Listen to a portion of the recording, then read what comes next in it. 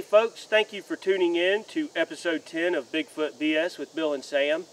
On this episode, you are going to see us interview Mr. Matt Delp, whom is a core member of the Mountain Empire Cryptid Research Organization. So watch this video here and enjoy. Hey folks, thank you for tuning in to episode 10 of Bigfoot BS with Bill and Sam. This is the closing episode that we are going to have at season 1. And today we have Mr. Matt Delp with us, who is also a Mountain Empire Cryptid Research Organization team member. And Matt is going to tell us about his incident that occurred to him. So Matt, what year did this happen? It was the fall of '96. That was my aggressive encounter. I've had many encounters, but they had went over a period of time. Okay. But the aggressive encounter was in the fall of '96. It was deer season, deer hunting. Fall of '96 and deer season. And what was the location? Where was the location of this? Okay, it's up in Indiana. It's about an hour south of Chicago. It's where the Wabash River and the Tippecanoe River meet, and they call it River Junction. And there's a creek. It's called Sugar Creek, and it runs into them. And we used to live back on a dead-end gravel road with hundreds of acres, and there's a creek right behind our house, and that's where it encountered it. I'd deer hunt up in there and all kinds of hunting, and just when I was a kid I'd play up in there and everything.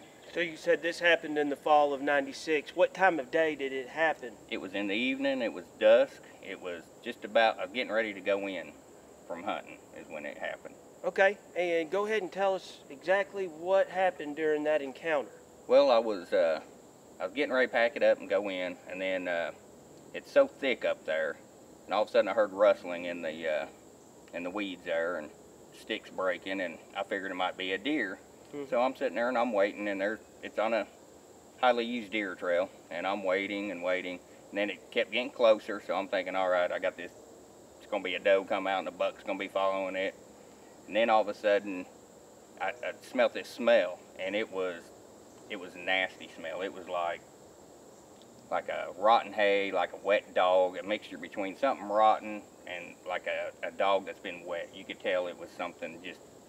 Something you didn't notice? Yeah, I mean, it come across, I mean, you could smell it pretty good. And so I smelled that smell, so I knew something was up. And then it kept getting closer and closer, and I kept waiting.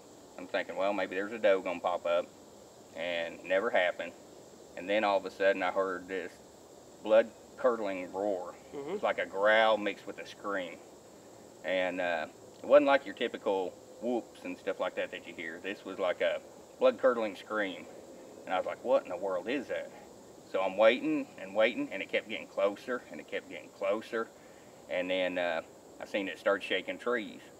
And it started, I mean, just really shaking them, like it was wanting to be noticed. It didn't want me there, apparently. Huh.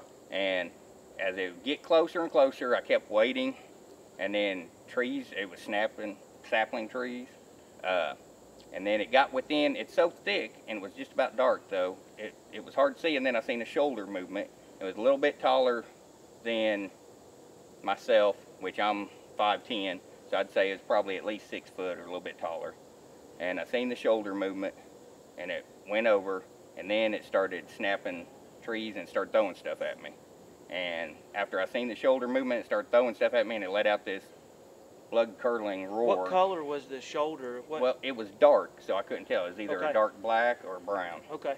And then it started throwing things at me. And I mean, it'll make the hair on the back of my neck stood up. I was like, what is this thing?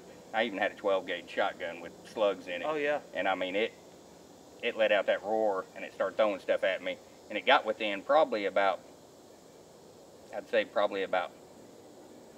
30 yards from me.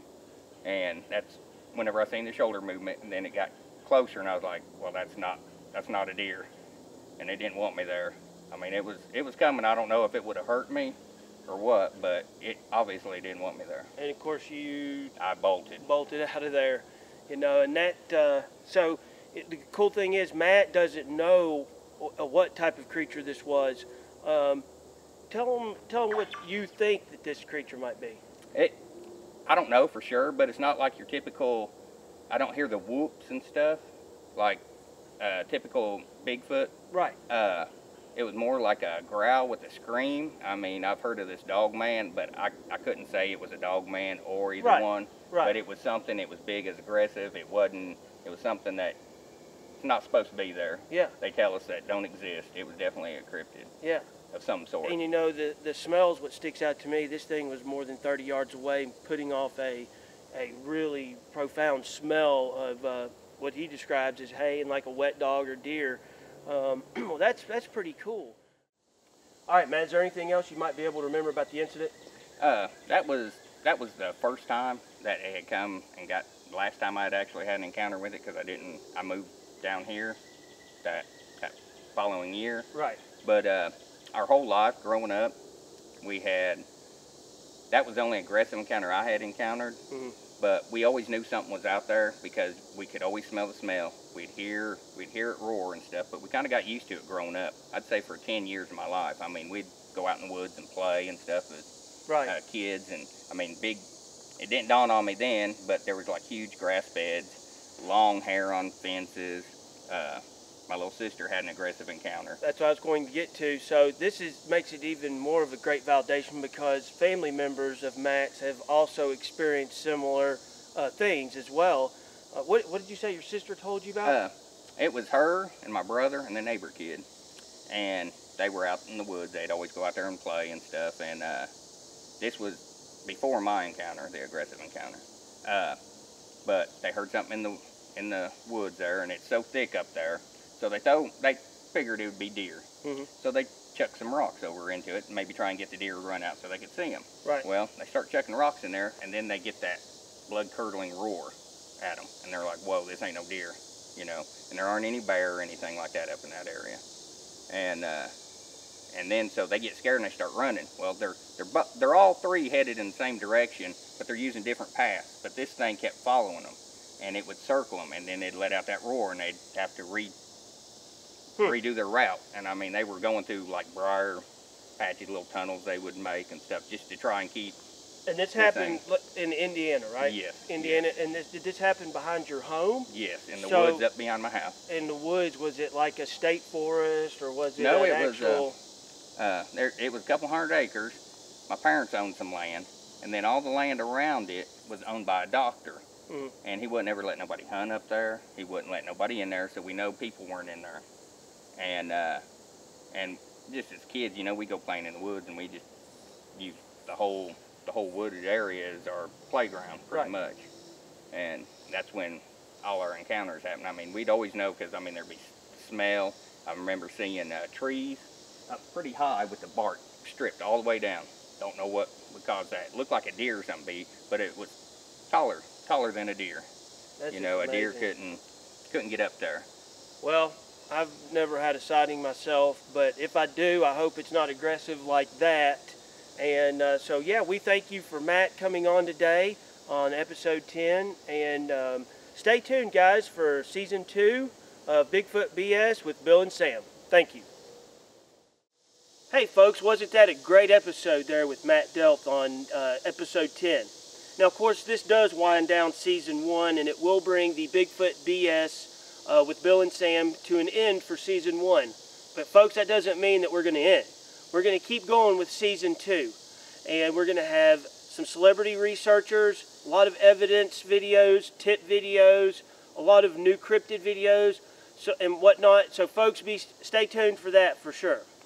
Now that we've said that, let me go ahead and get a few plugs here. For one, for Darth Bill 68, whom is currently under filming of the Culture Bigfoot documentary. You can check out the trailer that he has there. It's wonderful, wonderful. I suggest that everybody purchase it when it comes out.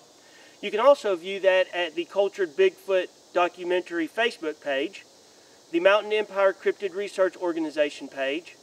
You can also check it out at Bill Lancaster's own personal page, which is Darth Bill Lancaster there on Facebook. And folks, I also encourage you to check out the Mountain Empire Cryptid Research Organization YouTube channel.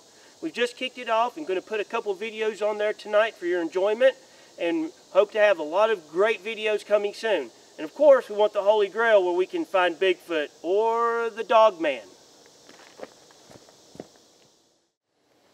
Man, I know that Bigfoot's around here somewhere. I Did you know hear I've that? seen it. What was that? Oh no! There it is, right there!